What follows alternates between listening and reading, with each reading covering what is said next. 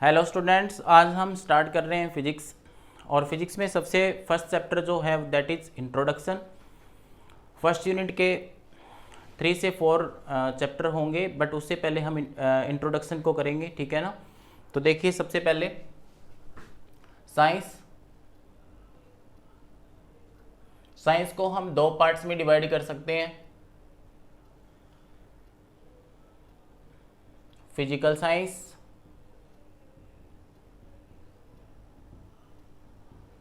And biological. Physical science and biological science. Physical science हमें study करवाती है non living object की, non living object. और biological में हम स्टडी करते हैं लिविंग ऑब्जेक्ट्स की। ये आपने ध्यान रखना है, लिविंग ऑब्जेक्ट की स्टडी करते हैं इसमें। फिजिक्स के काफ़ी पार्ट हैं, देखिए फिजिकल साइंस के, that is physics, chemistry, astrology etcetera. हम कह सकते हैं ये काफ़ी टाइप की होती है फिजिकल साइंस। बायोलॉजिकल साइंस भी जैसे बॉटनी, जूलॉजी, ये सब हो सकते हैं, बट इसको हमने स्टडी नहीं करना है। हम बेसिकली बात करेंगे फिजिक्स की। तो देखिए फिजिक्स को हम फर्दर कैटेगरी करते हैं 2 पार्ट्स में, दैट इज क्लासिकल फिजिक्स और क्या होगा दूसरा पार्ट, क्वांटम फिजिक्स। एक होती है क्लासिकल, दूसरी होती है क्वांटम फिजिक्स।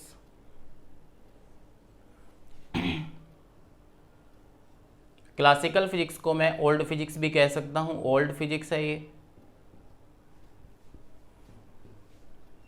क्वांटम को हम क्या कह सकते हैं, मॉडर्न फिजिक्स।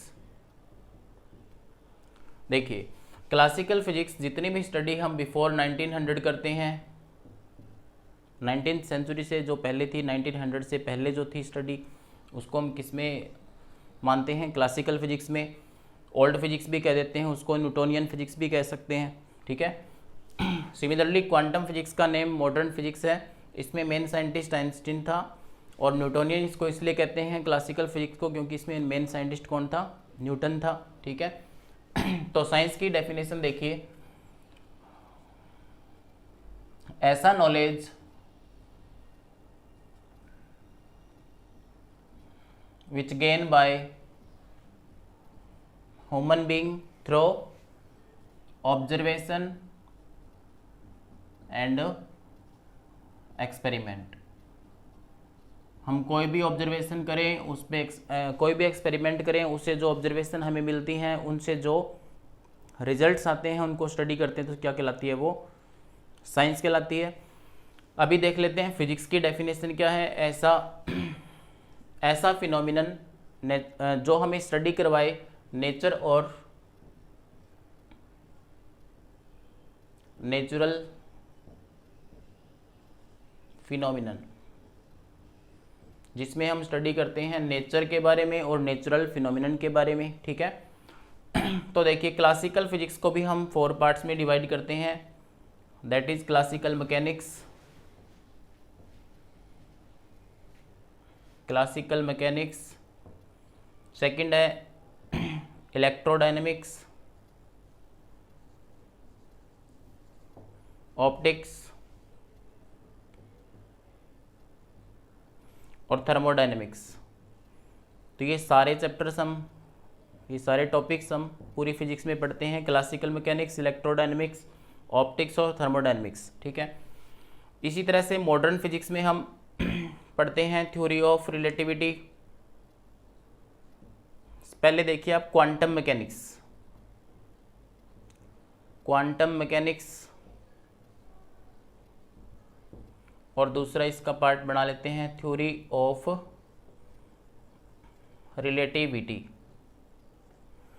तो ये डिफरेंट पार्ट्स की आपने देखनी है, फिजिक्स के पार्ट्स हैं ये, classical mechanics, electrodynamics, optics, thermodynamics, quantum mechanics और theory of relativity. Classical mechanics में हम स्टडी करते हैं स्लो मूविंग ऑब्जेक्ट की, जिनकी स्पीड बहुत कम होती है comparable to velocity of light. Electrodynamics में हम स्टडी करते हैं, इलेक्ट्रो का मतलब इलेक्ट्रॉन, डायनेमिक्स का मतलब यहाँ पे मोशन होता है, तो मोशन ऑफ इलेक्ट्रॉन यानी कि मोशन ऑफ इलेक्ट्रॉन जब स्टडी करते हैं तो वो इलेक्ट्रोडायनेमिक्स। ऑप्टिक्स में हम basically optical instrument, light matter interaction बोल सकते हैं आप, लाइट का रिफ्लेक्शन, रिफ्रैक्शन, ये सारे फिनोमिनन हम ऑप्टिक्स में देखते हैं। थर्मोडायनेमिक्स में हम ट्रांसफर ऑफ हीट जैसे कि रेफ्रिजरेटर का कोई कॉन्सेप्ट है या हीट इंजन से रिलेटेड कुछ भी है तो वो सारा हम किससे देखेंगे, थर्मोडायनेमिक्स में। क्वांटम मैकेनिक्स में माइक्रोस्कोपिक पार्टिकल्स की, माइक्रोस्कोपिक मतलब बहुत स्मॉल पार्टिकल्स की अगर वेरी हाई स्पीड को स्टडी करना हो, वेरी स्मॉल पार्टिकल की जब वो मूव करते हो हाई स्पीड से तो हम किस में स्टडी करते हैं, क्वांटम मैकेनिक्स में। और थ्योरी ऑफ रिलेटिविटी में भी हम ऐसे पार्टिकल की स्टडी करते हैं जिनकी स्पीड वेलोसिटी ऑफ लाइट के कंपेरेबल हो। तो ये जनरल आइडिया आपने थोड़ा देखना है, उसके बाद हम इस इंट्रोडक्शन के चैप्टर को स्टार्ट करते हैं। देखिए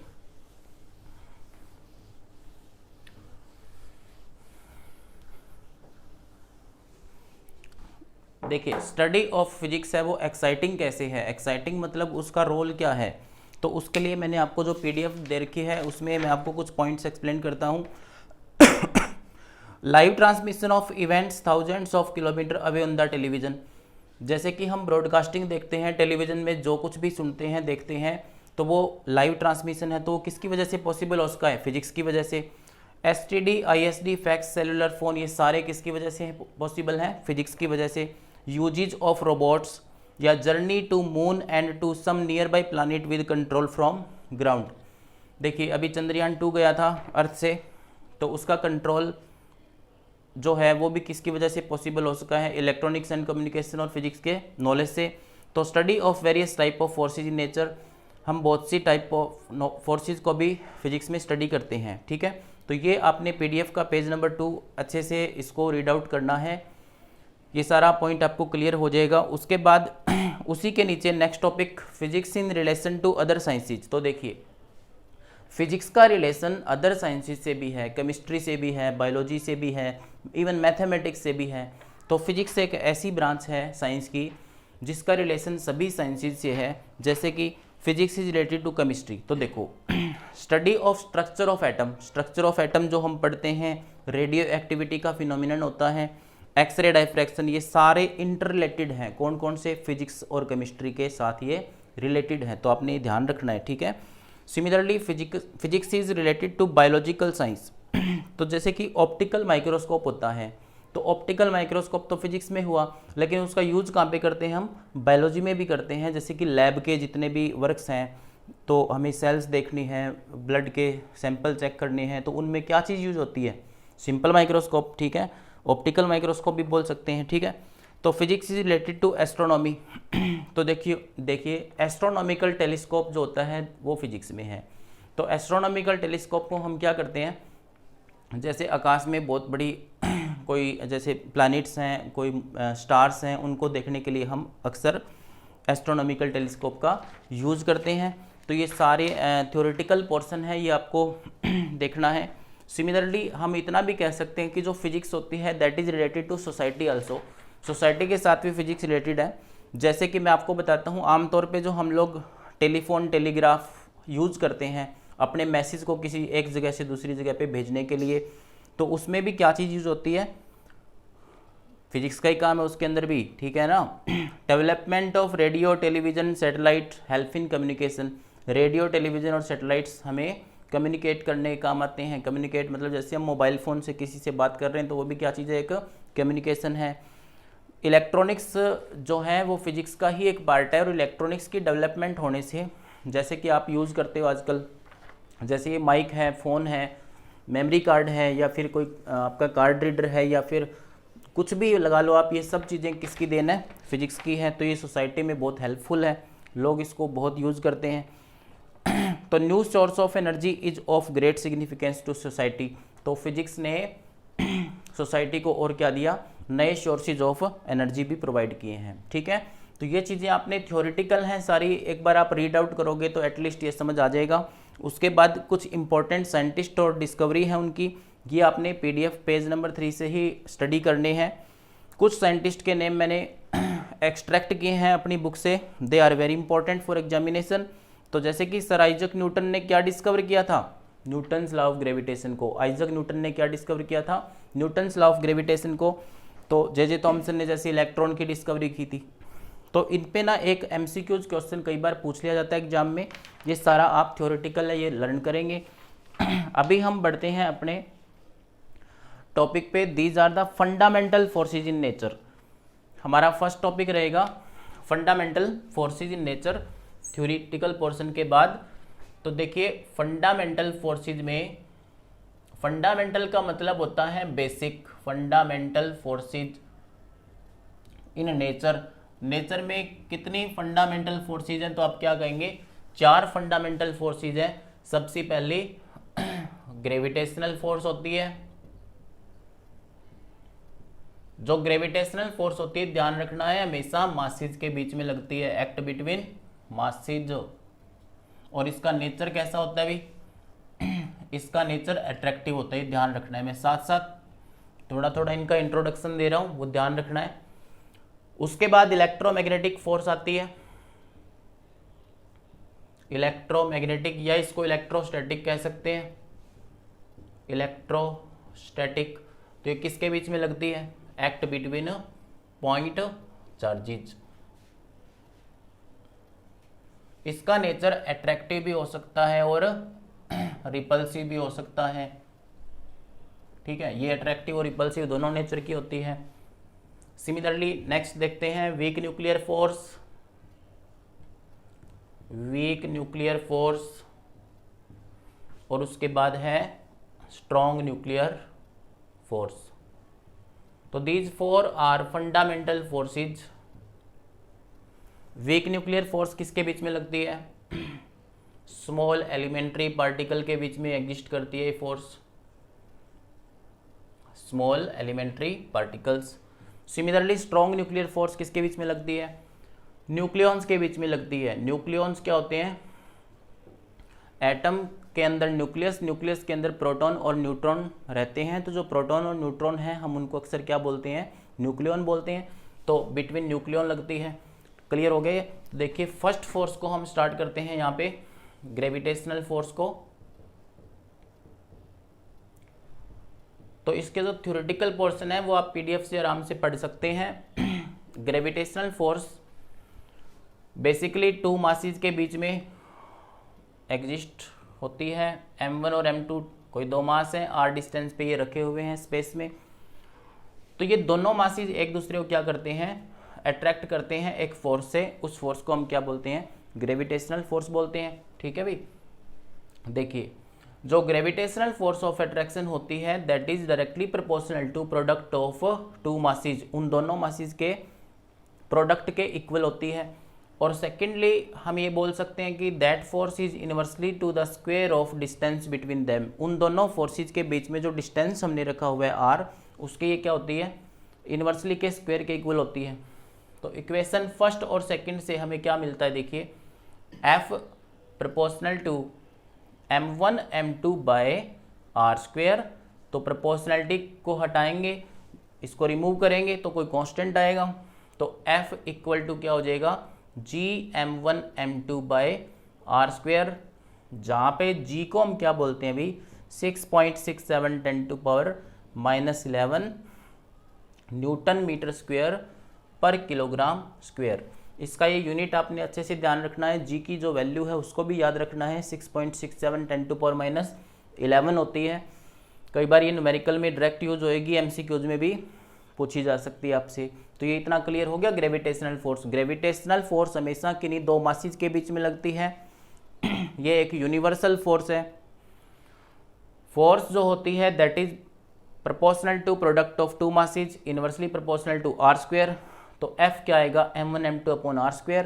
प्रोपोर्शनलिटी कांस्टेंट को हटाने के बाद क्या आएगा, कैपिटल G, और इस कैपिटल G को हम क्या बोलते हैं, यूनिवर्सल ग्रेविटेशनल कांस्टेंट बोलते हैं। क्या बोलते हैं इसको, यूनिवर्सल ग्रेविटेशनल कांस्टेंट बोलते हैं। तो कई बार ये क्वेश्चन पूछा जाता है कि why capital G is called universal constant.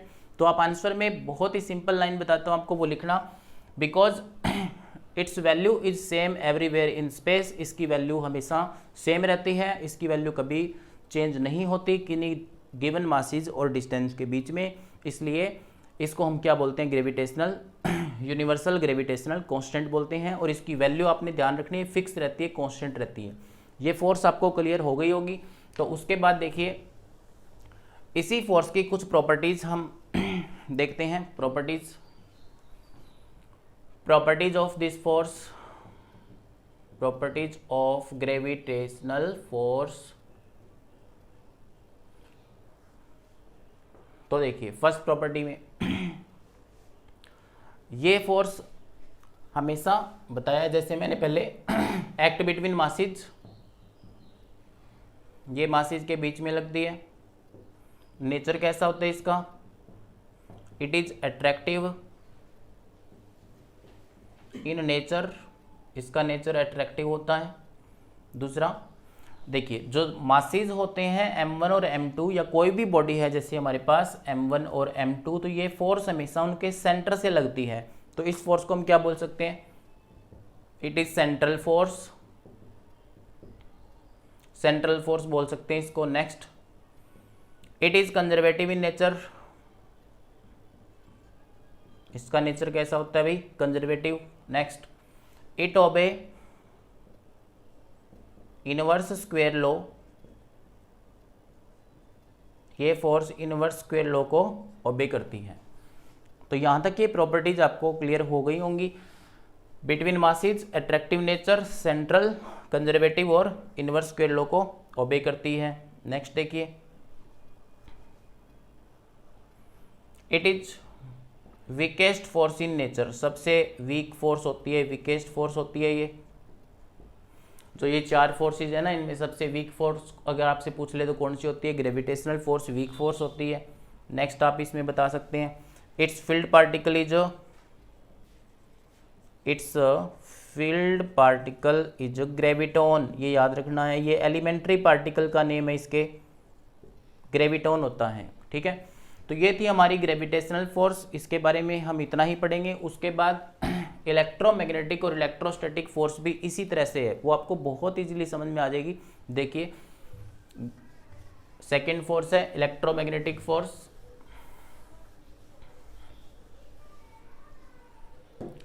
तो सेकंड में देखते हैं इलेक्ट्रोमैग्नेटिक में, इलेक्ट्रोमैग्नेटिक फोर्स। तो देखिए स्पेस या एयर में किन्हीं दो स्मॉल पॉइंट चार्जेस को अगर हम रखते हैं, ये पॉइंट चार्जेस होने चाहिए, छोटे चार्जेस होते हैं पॉइंट चार्ज, Q1 और Q2 r डिस्टेंस पे रखे हुए हैं। तो Q1 and Q2 are two charges placed apart distance r, then electromagnetic force is directly proportional to product of two charges and inversely proportional to square of distance between them। देखिए कैसे Coulomb's law ने इसको बताया था electromagnetic force को, कि जब दो चार्जेस रखे जाते हैं तो उनके बीच में अट्रैक्टिव और रिपल्सिव फोर्स एग्जिस्ट करती है। तो F प्रोपोर्शनल टू जो फोर्स होती है that is proportional to product of two charges and inversely proportional to one, ये आप लिख सकते हैं। फर्स्ट और सेकंड इक्वेशन आपको क्लियर होगी। फोर्स प्रोपोर्शनल होती है चार्जेस के प्रोडक्ट के, और फोर्स इनवर्सली प्रोपोर्शनल होती है आर स्क्वायर के। इतना क्लियर। तो इक्वेशन फर्स्ट और सेकंड से, from equation first and second, F proportional to Q1 Q2 upon R square. तो जैसे ही प्रोपोर्शनलिटी कांस्टेंट को हम हटा देंगे यहाँ से, तो क्या आएगा प्रोपोर्शनलिटी कांस्टेंट हटाने से, F equal to K Q1 Q2 upon R square, जहाँ पे हम कह सकते हैं K की वैल्यू क्या होती है 1/4 पाई एप्सिलॉन नॉट, और जो K की न्यूमेरिकल वैल्यू है that is 9 into 10⁹ newton metre square पर कूलम स्क्वायर। ये याद रखना आपने, दोबारा लिख देता हूँ, न्यूटन मीटर स्क्वायर पर कूलम स्क्वायर। तो ये K की वैल्यू होती है कि यहाँ पे प्रोपोर्शनलिटी कांस्टेंट होता है। ठीक है, इसी तरह से एप्सिलॉन नॉट को हम लिखते हैं एब्सोल्यूट परमिटिविटी, ये यहाँ पे एब्सोल्यूट परमिटिविटी होती है भाई, और इसकी न्यूमेरिकल वैल्यू भी अगर आपने लर्न रखनी है तो दैट इज 8.854 इंटू 10⁻⁻12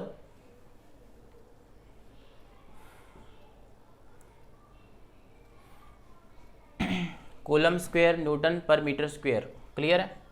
तो ये न्यूमेरिकल वैल्यू आपने इसमें लर्न रखनी है इलेक्ट्रोमैग्नेटिक फोर्स में। कूलम स्क्वायर पर न्यूटन पर मीटर स्क्वायर, ये ऐसे करना आपने, ठीक है। अभी इसी की प्रॉपर्टीज पे आते हैं हम, इलेक्ट्रोमैग्नेटिक फोर्स की प्रॉपर्टी भी देख लेते हैं। फर्स्ट देखिए,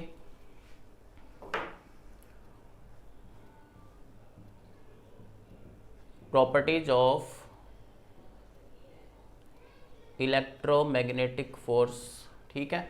तो फर्स्ट देखो, ये हमेशा किसके बीच में लगती है? इट एक्ट बिटवीन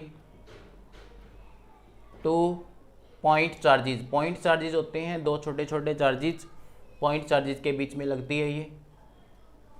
सेकेंडली देखिए, इसका नेचर कैसा होता है? इट मे बी अट्रैक्टिव और रिपल्सिव। इसका नेचर अट्रैक्टिव और रिपल्सिव दोनों ही होता है। इट इज सेंट्रल, ये सेंट्रल फोर्स होती है, सेंटर से जब फोर्स लगती है, ठीक है। Next, it is conservative in nature, conservative in nature. किसी गिवन डिस्टेंस के लिए जब दो चार्जेस के बीच में अगर उस फोर्स की वैल्यू कांस्टेंट रहे तो हम बोलते हैं कि कंजर्वेटिव है वो। It obey inverse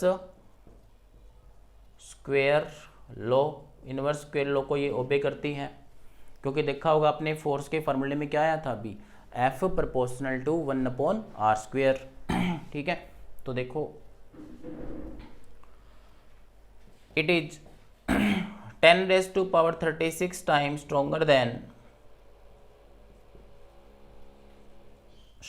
then gravitational force. ये पॉइंट आपने रिमेंबर रखना है। ग्रेविटेशनल फोर्स से कितना टाइम स्ट्रोंगर होती है? 10⁻36 टाइम स्ट्रोंगर होती है फोर्स, ठीक है। और इसका फील्ड पार्टिकल क्या होगा? इट्स फील्ड पार्टिकल इज, ये एलिमेंट्री पार्टिकल का नेम है जिससे इस फोर्स का ओरिजिन होता है। तो it's field particle is photon, ये ध्यान रखना है। तो ये थी हमारी दो फोर्सेस, ग्रेविटेशनल और इलेक्ट्रोमैग्नेटिक फोर्स। अब थर्ड फोर्स को देखिए आप, वीक न्यूक्लियर फोर्स क्या होती है, ठीक है।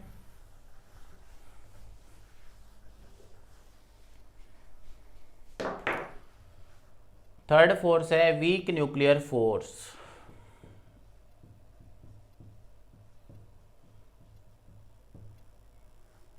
तो देखिए, ये एक ऐसी फोर्स है जो किन्हीं दो स्मॉल एलिमेंट्री पार्टिकल के बीच में एग्जिस्ट करती है। ये फोर्स कहाँ पे लगती है भाई? Act between two small elementary particles. ये जितने भी एलिमेंट्री पार्टिकल होते हैं इनको हम न्यूक्लियर फिजिक्स में स्टडी करते हैं। न्यूक्लियर फिजिक्स में मैं आपको क्लियर करता हूँ ये एलिमेंट्री पार्टिकल कैसे होते हैं। देखिए, किसी एटम में न्यूक्लियस, और न्यूक्लियस के अंदर कौन होते हैं? प्रोटॉन और न्यूट्रॉन। तो प्रोटॉन और न्यूट्रॉन के जो कॉन्स्टिट्यूएंट्स होते हैं जिनसे वो मिलके बनते हैं, उन्हें हम कह सकते हैं कि they are the elementary particle. ये बात क्लियर होगी। प्रोटॉन और न्यूट्रॉन्स के जो कॉन्स्टिट्यूएंट्स होते हैं जिनसे वो मिलके बनते हैं, उन्हें हम क्या कह सकते हैं? एलिमेंट्री पार्टिकल्स कह सकते हैं। मैं कुछ एक के नाम बता रहा हूँ आपको, जैसे कि लेप्टॉन है, ये नेम आपने पहले नहीं सुने होंगे, these are new for you. Lepton, meson, baryon, hadron, ये सारे पार्टिकल एलिमेंट्री पार्टिकल के नाम से जाने जाते हैं। जैसे कि फोटोन है, फोटोन हो गया, लेप्टॉन, मेजोन, बारियोन, हेड्रोन, ये सारे क्या हैं? एलिमेंट्री पार्टिकल हैं जैसे फोटोन है, तो फोटोन के पीछे देखो, इन सब के वर्ड के पीछे क्या आ रहा है, टोन, ऑन, ऑन, सब के पीछे ऑन आ रहा है, तो आप वैसे ही याद रख सकते हैं, ठीक है। तो देखिए, इन स्मॉल एलिमेंट्री पार्टिकल के बीच में जो म्यूचुअल इंट्रैक्शन होती है, हम कह सकते हैं अट्रैक्शन होती है, अट्रैक्टिव फोर्स होती है, उसको हम क्या बोलते हैं, वीक न्यूक्लियर फोर्स कहते हैं, ठीक है। तो जैसे कि इसकी डेफिनेशन में क्या कहेंगे आप कि the force of attraction between small elementary particle like meson and meson या लेप्टोन एंड मेजोन। एक लेप्टोन एक मेजोन के बीच में जो फोर्स लगती है वो फोर्स कह सकते हो आप, या फिर दो मेजोन के बीच में जो इंट्रैक्टिव फोर्स लगती है उसे भी क्या कह सकते हैं, वीक न्यूक्लियर फोर्स कह सकते हैं। और इस फोर्स का ओरिजिन तब पता लगा जब हमने साइंटिस्टों ने स्टडी किया डीके ऑफ बीटा डीके। तो बीटा डीके में हमें ये पता लगता है कि वहाँ से कुछ एलिमेंट्री पार्टिकल एमिट होते हैं, तो उनके बीच में क्या लगती है, एक फोर्स एग्जिस्ट करती है, ठीक है। तो इस फोर्स की हमें प्रॉपर्टीज़ को देखना है, इसकी प्रॉपर्टी क्या है। तो फर्स्ट प्रॉपर्टी,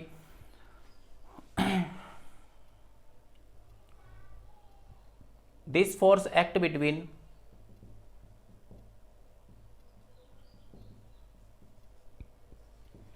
लेप्टोन, मेजोन या मेजोन मेजोन। तो ये जो फोर्स लगती है उसे क्या बोलते हैं, वीक न्यूक्लियर फोर्स, ठीक है। दूसरा हम ये कह सकते हैं it is 10⁻25 times stronger then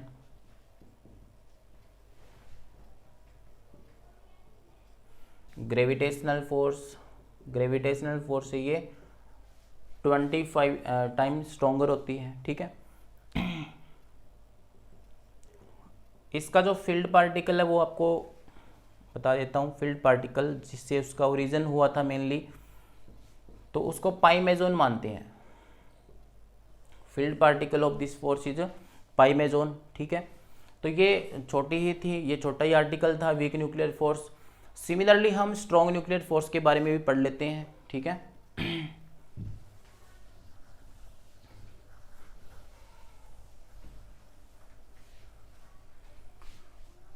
देखिए, फोर्थ फोर्स है हमारी strong nuclear force.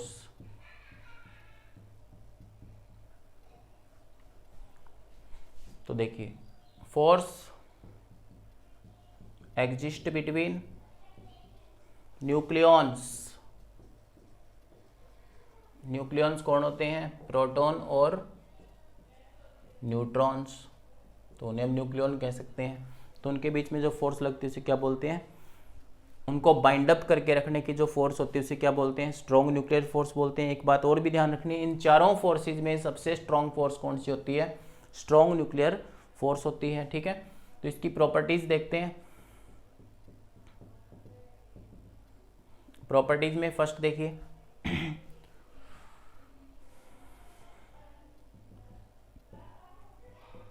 This force 10⁻38 times stronger then